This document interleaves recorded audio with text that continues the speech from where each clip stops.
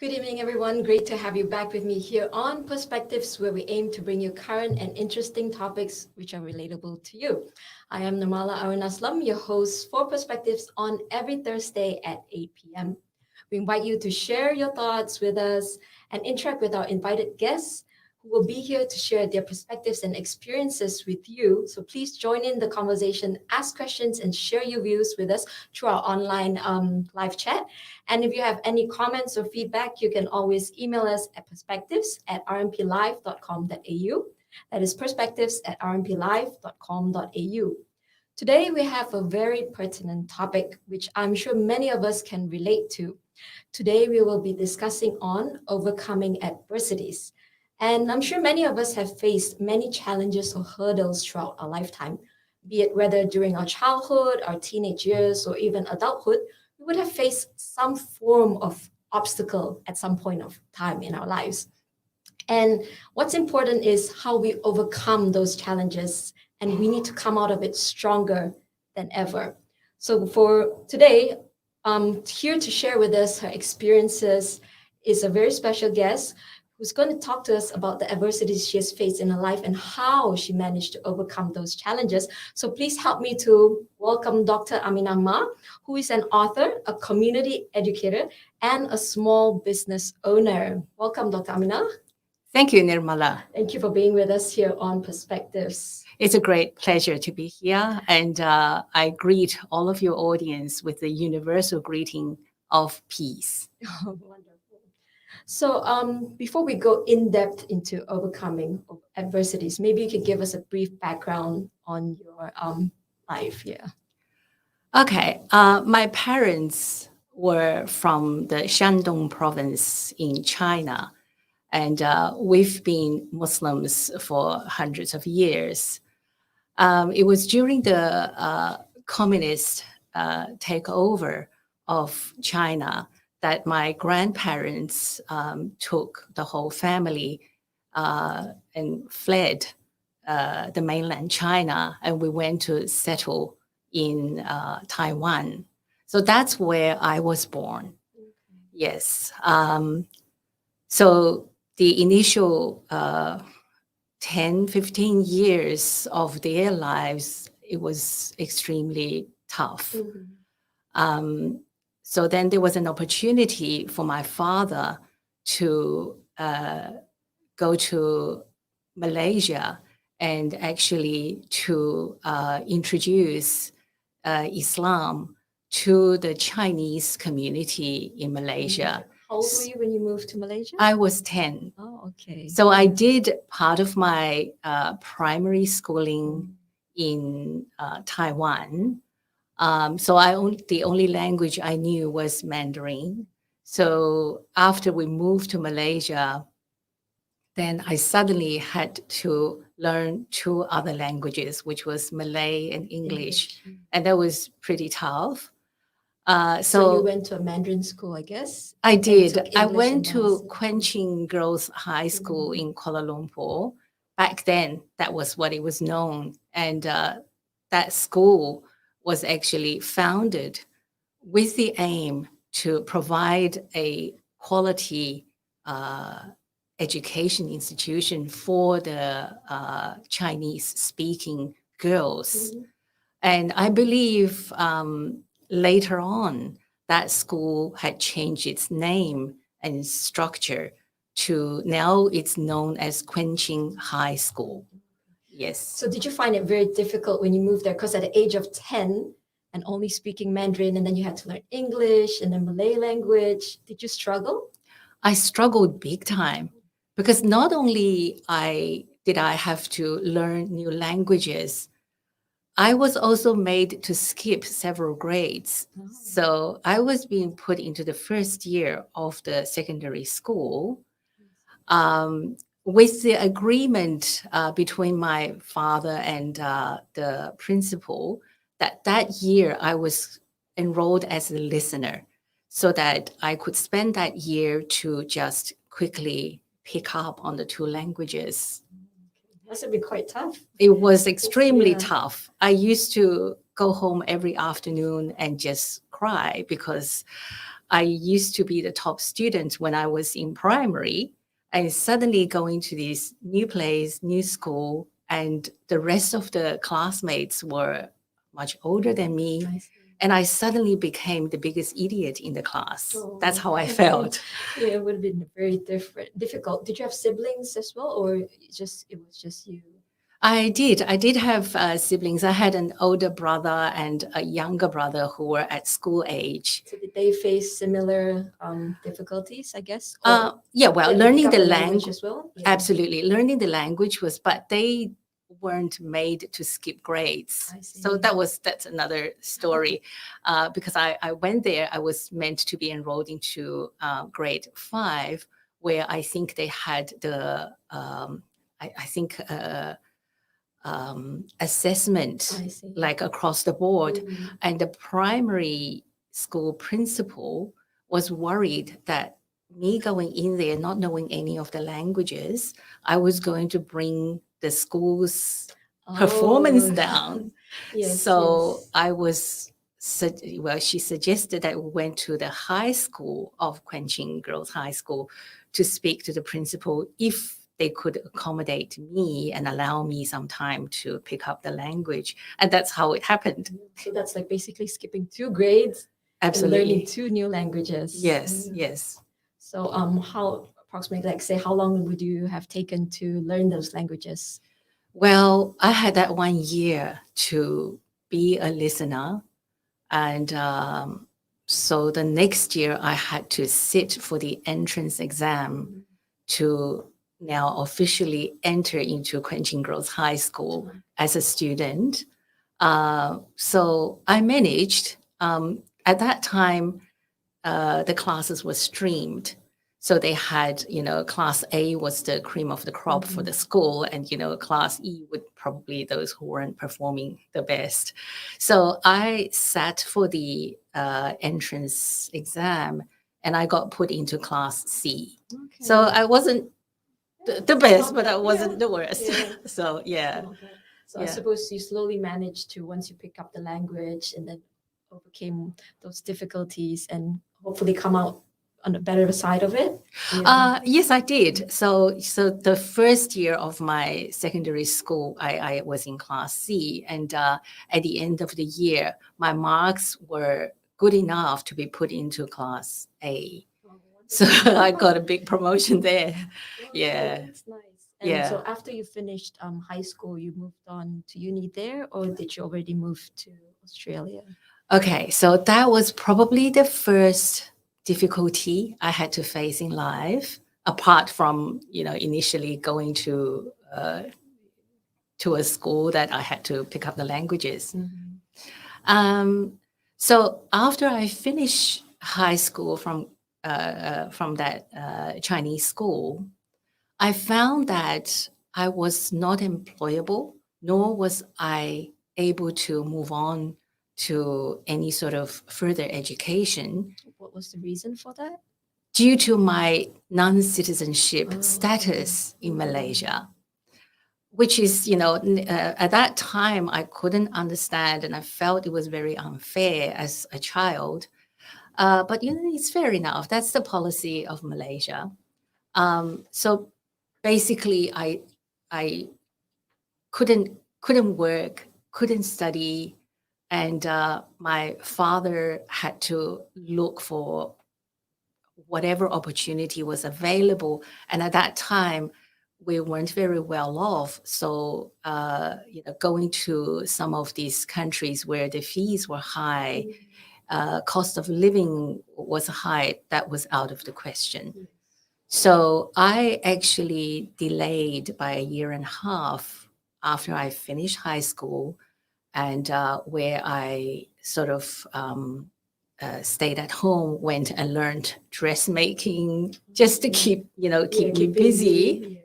And I got accepted by the National Taiwan University. Actually, it's the Taiwan Normal University, which is a university specifically set up to train teachers for secondary schools. I see.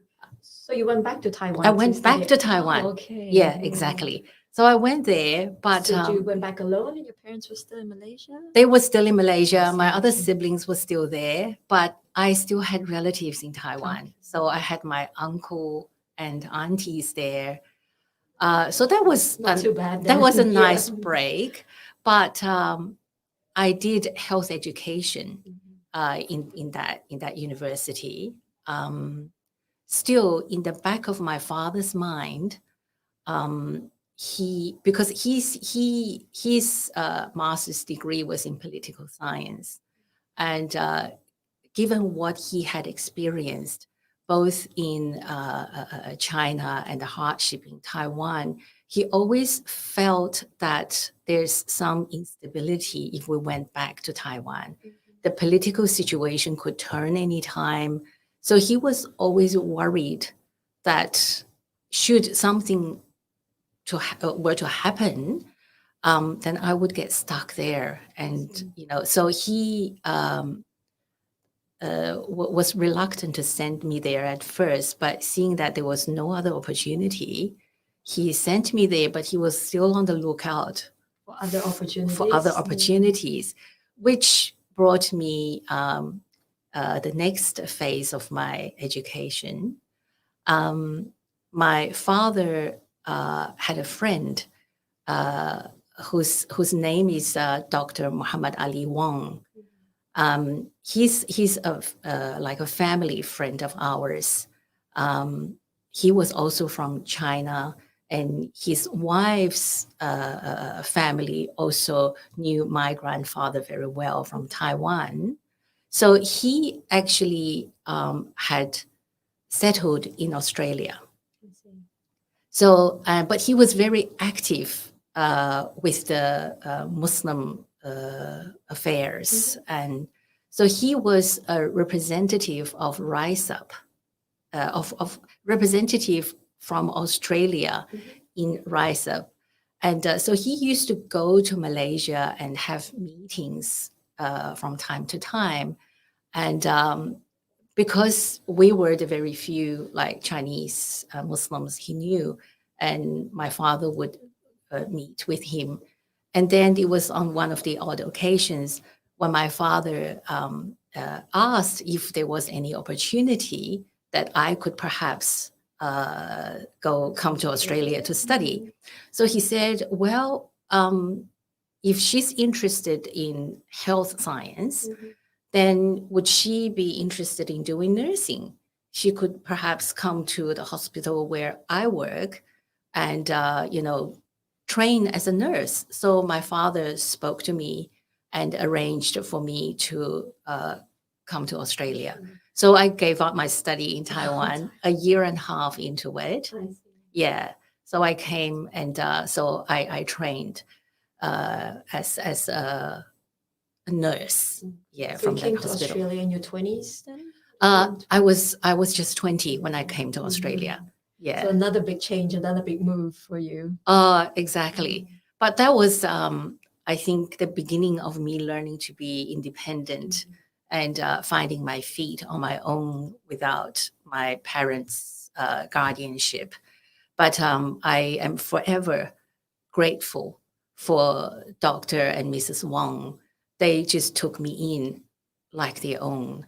I became a part of their family, and they looked after me very well during those 3 years of training. So they were the ones who mostly supported you because you didn't have other family here. No right? one at all. Yeah. Yes, yes. So one interesting point I was thinking based on what you said, because those days, sometimes in certain families, the fathers would encourage their sons more to pursue higher education and all that. Yes. But so in your case, it was different. He encouraged you to go for your education, to aim for your ambitions and all that. So that's a very good thing I think that your dad did for you. Well, that's a very good observation you've made. Actually, education in my family had always been very important. We may not have a lot of money, but our behavior and good education had always been very strongly encouraged. So my other siblings also faced the same similar situation after they finished high school. So we each had to somehow find a way to continue our education outside of Malaysia. And I ended up in Australia. I think that's pretty much the same as me too. Education is very important in my family, and Yes. we always had to keep on pursuing our education, which is good for us. Yes, definitely, absolutely. Yeah. Yes, yes. So after you finished your studies here in Australia, you continued staying on here? No, I didn't, because the immigration rule was that if you're a foreign student, once you finish, you must leave the country. And if you wish to apply to come back, apply for migration, you had to leave the country for 2 years minimum. Oh, so you couldn't continue straight away to work or something? You I had couldn't. to leave first. I had to leave. I tried to stay on, but yeah, that didn't work out. So what happened was, the hospital where I was trained, the nursing superintendent actually almost gave me a guarantee. Aminah, you go back. We still need you. 2 years later, when when you're free to apply again, contact us. Yeah. And so, but during that time, I went back to Malaysia, and a good family friend of ours introduced my husband to me. Oh, I see. And so you met him in Malaysia? I met him in Malaysia, but he was just passing by on his holidays. And so we were married like within 2-3 weeks after we met. Yes. Oh, wow. It was very interesting. Yes, yes. Amazing. Okay. So you got married in Malaysia? Yes. Okay. While I was there, I was thinking what to do for those 2 years, but there was a plan for me already from the divine, and that's how it happened. So you continued staying in Malaysia, or you had to follow your husband somewhere else? Yes, I followed my husband to go to Saudi Arabia, where he was working. Yes. So in Saudi Arabia, we lived there for close to 3 years after I got married. So our firstborn, our son, was born in Jeddah, in Saudi Arabia. And were you working there as well in Saudi Arabia? Yes, because I couldn't stand the boredom. Not easy. Yes. Yeah, it was hard. At first I tried to look into possibilities of doing a nursing degree in Saudi Arabia, but I didn't know Arabic language. So did you have to learn another language? Did you manage to learn it? Well, I'm still learning it today. I still, so that became my lifelong struggle to learn Arabic language, because I once heard a linguist commenting on the languages around the world, and he considered Arabic and Chinese the most difficult languages in the world. So yeah, well, I got one, but the other was, a constant struggle. I still am, continuously learning that language. It's very rich, and it's has so much depth to it. It's something that I feel that I needed to learn in order to understand the Quran. Yes. So you're pretty much multilingual. Do you still remember like Arabic and Malay and such? Malay a little bit, sedikit. Yes. Which means a little bit. Yes. It's been a long time that I haven't spoken Malay, so I struggle a little bit. I think I need to go back and stay there for about 6 months to pick up the language again. It helps when you're surrounded by the people who actually speak the language, then you get to practice it more. That's right. That's right. As for Arabic, I don't know if you're aware, the Arabic language, the written language is in classical, but every group of Arabs, for example, the Iraqis, they will speak their dialect. And the Kuwaitis, they will speak their dialect, Egyptians. So I gave up learning to have a conversation. I decided that my focus would be learning the Fusha, classical Arabic, so that I can understand, the easier literature. The most important thing for me is to be able to understand some words from the Quran to start with. Yes. So basically, you were there for 3 years and then you moved back to Australia? That's right. So during those 3 years, you asked me if I worked there. I did. I worked for the Chinese Consulate General, which was the consulate from Taiwan. And that was about 2 years out of the three, or 2.5 years out of the three, I worked at the Chinese consulate. And then with our son, we started to discuss with each other, and we still wanted to find a more stable life for ourselves and for our son, because living in Saudi Arabia as a foreigner, you would never get the citizenship of that country. So we weighed the pros and cons, and looking into the long-term opportunities for our son and perhaps future children, we made the decision to apply to migrate to Australia. So the nursing superintendent straight away. She offered you the job still. He did, yes. And he said, actually, you don't need to go through the point system.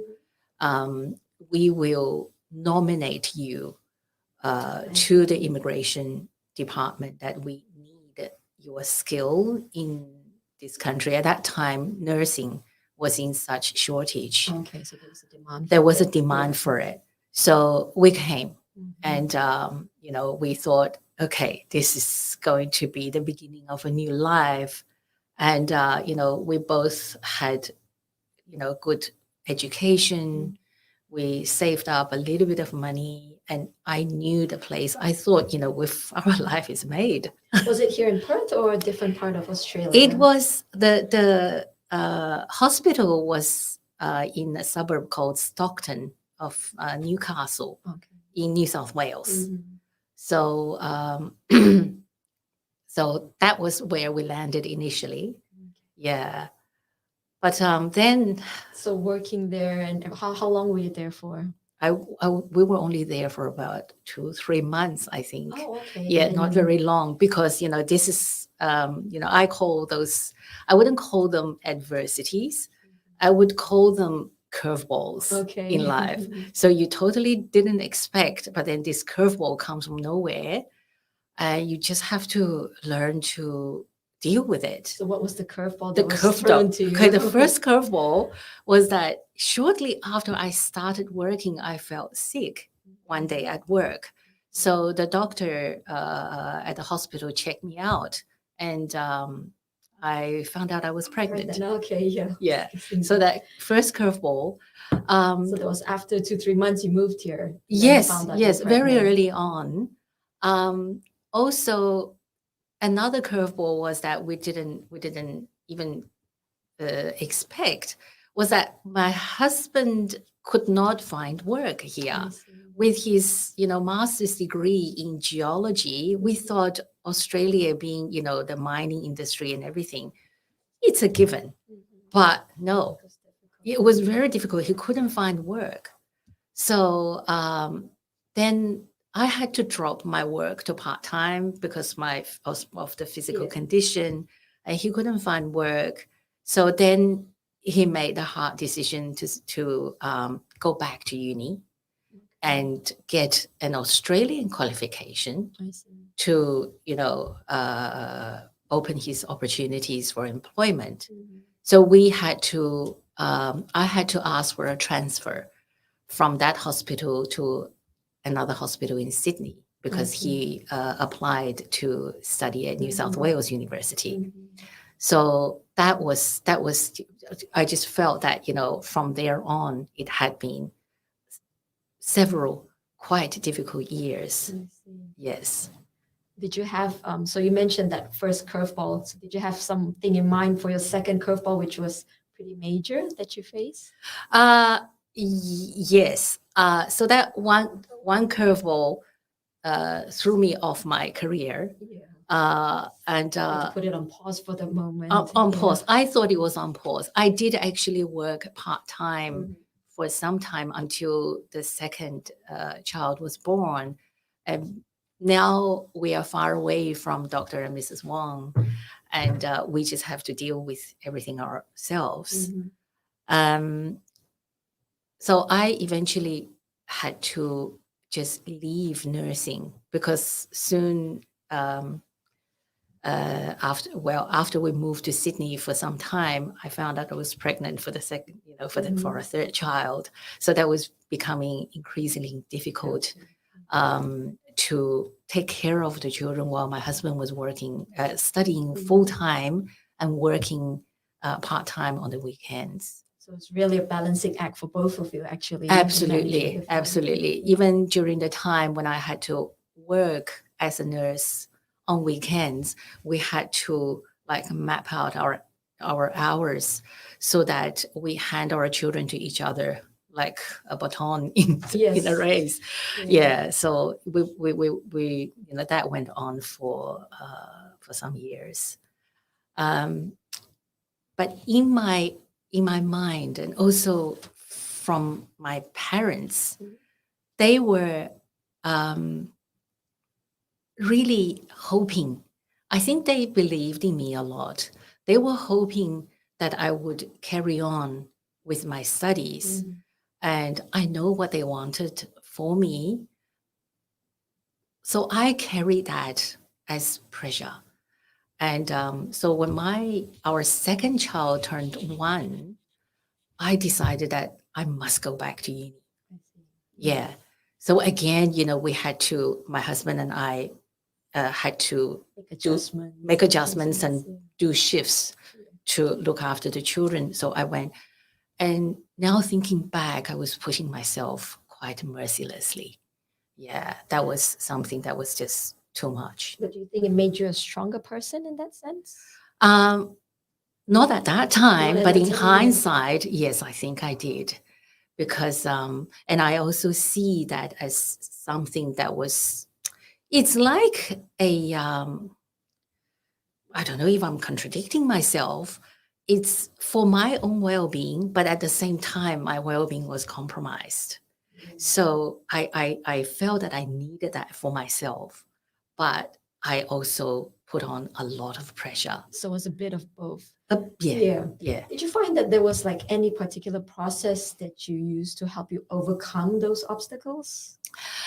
I certainly did. For example, when you face obstacles, you have to make a decision, right? So that was the reality, and the one thing I needed to do was to accept. So the first thing is acceptance.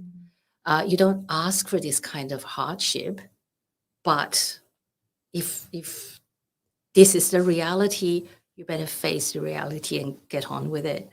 So it was important that I did something for myself. And I knew my husband chose to go back to do his master's. And later on, he continued to do his PhD. So that went on for about 8.5 years. So I basically couldn't really pursue my career as a nurse. And so that was difficult. I knew that was necessary. So I knew in the back of my mind, I made the right decision to prioritize my family. But I knew deep in my heart, I felt sad that I had to leave the career that I worked so hard for. Yeah. I think all of us basically face very hard decisions in our lives at some point or another, and we just try our best to make the best decision for us at that point in time. Absolutely. And hopefully that it will be good for our long-term future. That's right. That's right. So now I think, for the young women out there, if they, are trying to find the balance between career and family. So I think the principle of how you come to that decision is that what will give you peace of heart several years down the track. At that time, it might be very difficult. Yes. And if you don't know what that piece of heart looks like, then how you make the decision is weigh out the pros and cons and take the one that's going to leave you with the least amount of regret. I think that's a good principle to go by. Because I debated within myself. I could have insisted on working as a nurse, and which means we would have to find people to babysit our children, which means I would miss out on a lot of the children's milestones when they were growing up. And I don't think I can live with myself if I were to do that. And also crunching the numbers, it's a no-brainer. What I earned would all go to the babysitters. Yeah. So what's the point in the end? Yeah. But that doesn't take away the fact that I felt sad. I felt that I had, well, even at that time, it's actually until the recent maybe 3 years that I actually allowed myself to acknowledge that I made a sacrifice.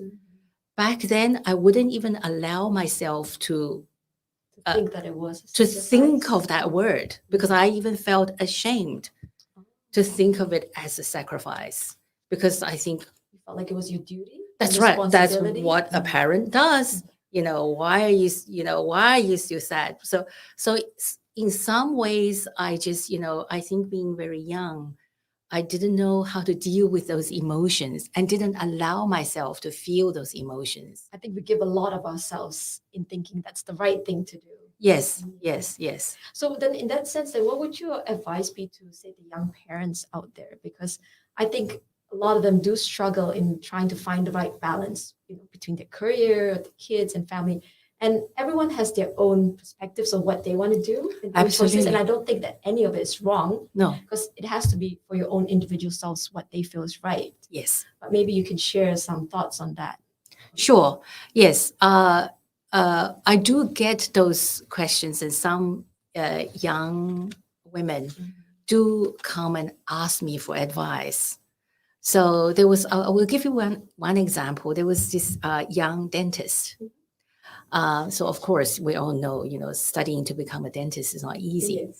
And then she got married and she started having children. So she had this opportunity to go and pursue further education in her field of profession. But then she has her family support. So the family was really supporting her, all for her to go pursue her further studies and everything. But then I heard in the course of her sort of, debating within herself that she didn't want to miss out on the child's taking her first step, or being there when the child has her first tooth, all those little milestones. And I said, if that's the case, if that's important for you, go for that. Go for that. Because you can always, the studies, you can always come back to it. You can, but the child grows up too quickly. This is, my principle of leave you with the least regret. So I said, but if you have family support, this is my advice to young women out there. You've studied so hard, you had a career goal, and that's all very good. And if you can get family support, or you can't get the right support or the kind of arrangement, then at least keep your career on a part-time basis. You may not climb as fast as the rest, but you are still in touch with what you had studied and trained for. Don't completely give it up if you can.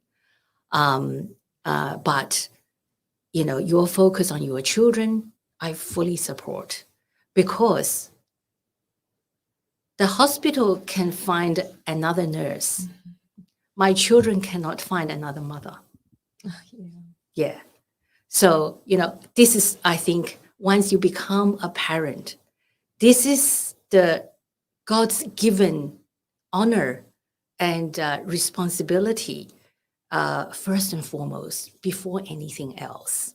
And although I struggled with this for such a long time, now in hindsight, I can see I was forcibly geared to something else that I didn't know existed. It will, well, I have been very, very blessed to have the life and the health and all the opportunities now to see all those sacrifices coming full circle. Yeah, just dealing with so many tough choices in life. And I guess through the experiences that you had and just having to weigh out the choices you had to make, and you wanted to share your experiences with people out there. So you wrote a book. Absolutely, absolutely. So this book is called Watering the Roots, a 1, 2, 3 parent well-being guide from a Muslim perspective. Now, like the oxygen mask analogy in aeroplane when we fly, they always say in cases of emergency, put the oxygen mask on you first Yes. before you help anyone else. So I realized well-being is extremely important, and focusing on well-being will make your job so much easier to handle, and it will give you like a more positive perspective that helps you to see the meaning of why you do what you do. So I wrote this book because I have learned so much through life, and And this is your book, right? Watering the this is Roots. exactly, this is my book. And so watering the roots is to nurture ourselves, to develop ourselves and be fair to ourselves, so that we develop all these well-being skills. By practicing that, we become the walking example and model for our children. um, Through my higher degree research studies and everything, I am seeing that mental health among young people is fast on the decline. Although we have everything material wise, this world, but mental health is a big concern. So They seem to be struggling a lot more. these exactly. days. Yes. Yes, and as you said, why are women having so much struggle to juggle between career and family? So I want this book to be something that will speak. Well, I wrote it as if I was speaking to my younger self. I wish back then somebody would have told me some of these things, and would tell me through their experience and their wisdom, to say, Aminah, just, you were doing the right thing, and be kind to yourself, and it will be all worthwhile in the end. Um, so I want to tell the young parents out there and giving them sort of a model from the Islamic perspective, so that they can constantly refer back to when they are faced with choices, at the end of the day, hopefully to nurture their well-being, so that they can carry on their tasks, with more confidence, and with relatively sort of less uh, less burdensome. Yeah. Do you feel that maybe they're facing more struggles these days because social media is so rampant out there these days compared to, many, many years ago, and that somehow or another influences how they feel they need to be, how people perceive it? I think, yes, I do agree with what you are saying. Social media, well, affects us negatively. Yeah. Yeah, so People much. need to be able to differentiate between taking the good from it and just not basically believing everything that they see out there. But it does affect you Yes, because you are definitely. seeing everyone seem to be living such a wonderful, flourishing life. Exactly. I think your word there is seemingly. It's Yes, not necessarily a reality. It just exactly. seems that way. Yes. And you look at yourself, you think, oh, why am I struggling so much? And you think there's something wrong with yourself. So some of us may even want to try and portray a facade that, you are also doing so well. But really, we're all struggling. Yes. Everyone just posts all their happy times, but we don't know what they're facing behind. And they could be facing numerous challenges. Absolutely. Absolutely. But whether it's more or less, I don't know, because, different era, people Yes. face different challenges, different types of difficulties. But this life is full of struggles. Yes. Maybe we'd like to take some questions from the audience there. We have one from Sandra Raju who asked, did you find support from any quarters or did you feel you were alone in your struggles?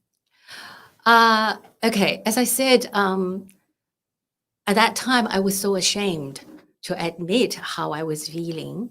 I felt I was struggling alone. Yeah. What I found relief or solace in was that certain Muslim sisters in the community, they were actually Malaysian students studying in Australia. They formed study circles and they reached out to me. And I think from then on, I realized friendship from the Muslim sisters were so helpful.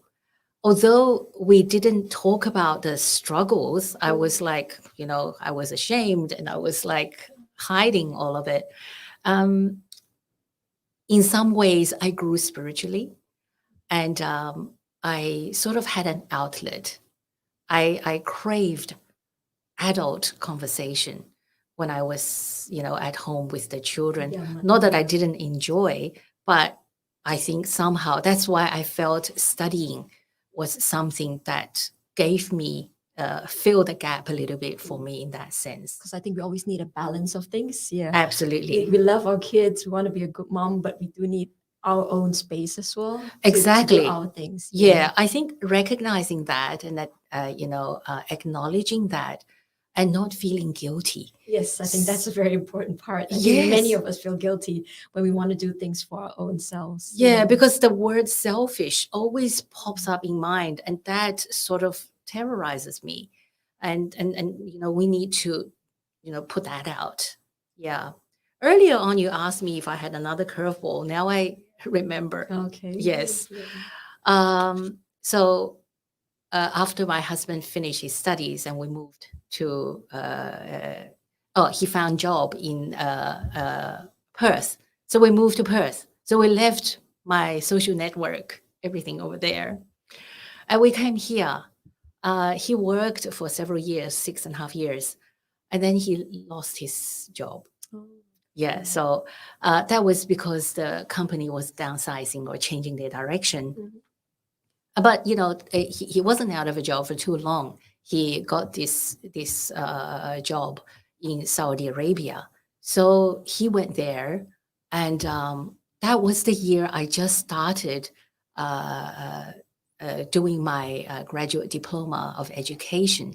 Because during this time I was in Perth, I was volunteering with the Muslim Women Support Center, organizing youth camps, and also organizing girls' camps, because at that time there was hardly any activity for the Muslim girls. So I did that to as a service to the community, but it was also because I wanted my girls to have activities to do. So it was, I had some selfish ulterior motives. But, Positive for all, well, so to that's right. speak. So it was during my volunteering and all that, I got invited by one of the Islamic colleges to go and, to support the high school girls there. Um, so and the second year into working there, they needed a female Islamic studies teacher. And I wasn't a scholar and I wasn't a teacher, but they had a need and I took it on anyway. So after teaching for a year, I realized I really owed it to my students to do it properly. Mhm. So I took myself back to ECU to do my graduate diploma of Right. education, and it was that year my husband found work in Saudi Arabia and he see. had to leave. Mhm. So I persevered with the degree, carried on working. And when I finished after 2 years of part time studies, I bravely took on full time teaching at a different school. But I persevered for 2 years. And it was during that time, our second child, she was barely turned 16 and she accepted an offer to do medicine in Adelaide University. Oh, at 16. Yeah. Okay. So that was another curveball. I didn't know where it came from, but it happened. So I suddenly had to like look after 3 households. And so I gave up my teaching Oh, I see. career Give up. then. So I yeah, uh, that's sort of the I feel that was history replaying itself. But yeah, towards the end, I can see that I really went for further education to fill in the gap. You know how they say, you put in the big rocks in, and then the sand and Mhm. pebbles will fill in the gaps. So my big rocks were my family. So my studies, higher degrees, whatever, volunteering work, they were all the sand and pebbles that filled in the gap.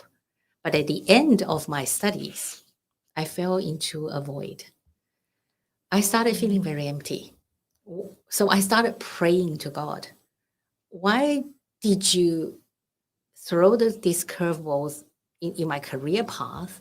And then you carried on giving me opportunities to pursue higher education. Mhm. Where do you want to take me with this? I really, really prayed hard. And I almost gave my creator a job description that only I could fulfill. So I wanted flexibility. I wanted to. So all of that, I find prayer helped me a lot, a great deal. I Yes. think the viewers out there find all you're sharing with us is very, very useful. We've had some very nice comments from B. Diane says it's very insightful. Kristen Soon says, thank you, Dr. Aminah, for acknowledging the tension that we as women constantly struggle with between career and family. Yes. Maybe we can take one or two questions before we have to wrap it up. Sure. B. Diane asks, what major difficulties do families who immigrate now would face in comparison to the times when you arrived and settled? Um, Because there will be quite a bit of difference between now and then. yes. Back then, okay, I knew as a Muslim, as an Asian, I struggled a lot to be accepted by the mainstream society. But Do you I still see that that's prevalent these days? I think that's somewhat less. Yes, no? There's a lot of programs and opportunities to help new migrants settle. But I think the struggles now, I think people, among the audience, they are living it. They would be able to tell us, more accurately. But I am guessing it's just that the different demands on them financially Yes. is a big issue, and also raising children now. The as you said, social media. Yeah, it's a very different environment from Yes, years ago. yes, and it's a highly technical world now. I'm constantly feeling challenged. Yes. Yes, We have yeah, to keep improving ourselves. So yes. there's one other question there that we can take before we wrap up by Pat Ken. If there's one thing to teach a child, what do you think it would be? One thing to teach a I guess child. the one key aspect that you could share with the audience, in your opinion, what would that one thing be? Coming from a strongly faith-based upbringing, I would say the one most important thing to teach your child is to connect with your creator. Because we can be the smartest, we can be the most capable. At the end of the day, we need guidance and protection from the one who created us. Yes. So we hope the viewers out there have gained a lot of insights with your sharing, and we thank you so much for being with us here on Perspectives today. Hopefully, the discussion has managed to impact our viewers out there somehow, that no matter the difficulty or challenges that they face in their lives, that we all face, Yes. somehow or another we are able to overcome it and come out stronger and as a better person. Yes. May I just share a quote? Sure. Because this program is called Perspectives. Yes. So this quote is by Wayne Dyer.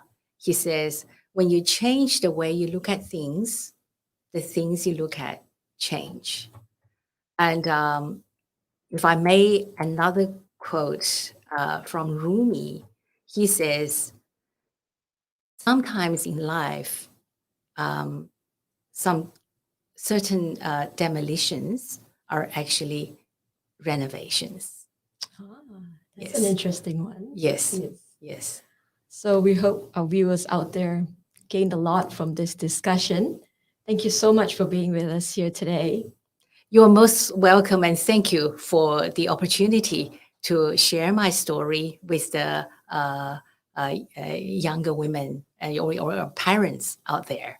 Yeah. Thank you. Thank you, Dr. Aminah.